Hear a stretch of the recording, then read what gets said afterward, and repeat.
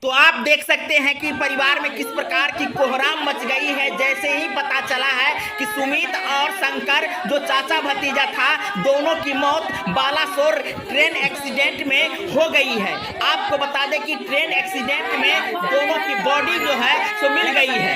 Train accident के बाद 4 दिन के बाद मिली है और इस बात की खबर जैसे ही परिवार के लोगों को लगी है, वैसे ही परिवार में देख सकते हैं किस प्रकार की कोहराम मच गई है। आपको बता दें कि ये घटना 4 दिन होने के बाद परिवार के लोगों को पता चला है कि अब शंकर और सुमित नहीं रहे। तो ऐसे में परिवार के लोगों में किस प्रकार की कोहराम मची है वो आप देख सकते हैं। पूरा परिवार जो है सो गमगीन है। तो वही आपको बता दें कि शंकर की पत्नी जो बेसुध होकर के शंकर के याद में रो रही है, तो वहीं सुमित के माता और पिता किस प्रकार से सुमित के मौत को लेकर के बेसुध हो गए हैं और उनकी याद में देख सकते हैं किस प्रकार से बिलख रहे हैं। तो वहीं आपको बता दें कि पूरे गांव में इस बात को लेकर के कोहराम मची हुई है।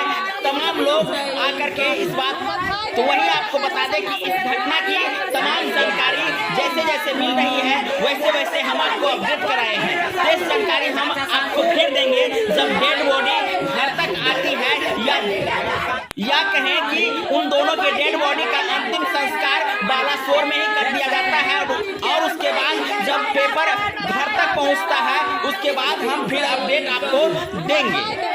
आपको बता दें कि बालासोर ट्रेन एक्सीडेंट में 300 लोगों की मौत हुई है, तो वहीं 1000 से ज्यादा लोग घायल हुए हैं। जहां बहुत सारे ऐसे अभी भी लाश पड़ी हुई है जिनकी पहचान नहीं हो पा रही है। लेकिन नहीं पहचान होने के कारण लोग अभी भी अपने लाश को ढूंढने में लगे हैं। जैसा कि मधुबनी जिला के बेलवार गांव के 2 युवक का लाश नहीं मिल रहा था, उनकी पहचान नहीं हो रही थी, जिसके कारण परिवार में 4 दिनों से कोहराम तो पहले से ही मचा हुआ था।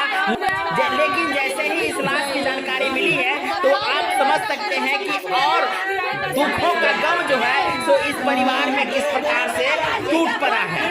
आपको बता दें कि रेल हादसा तो बहुत सारे होते होंगे, लेकिन जिस प्रकार से उड़ीसा के बालासोर में ट्रेन एक्सीडेंट के रूप में हादसा के रूप में हुई है, ये बहुत ही दर्दनाक और भयावह है।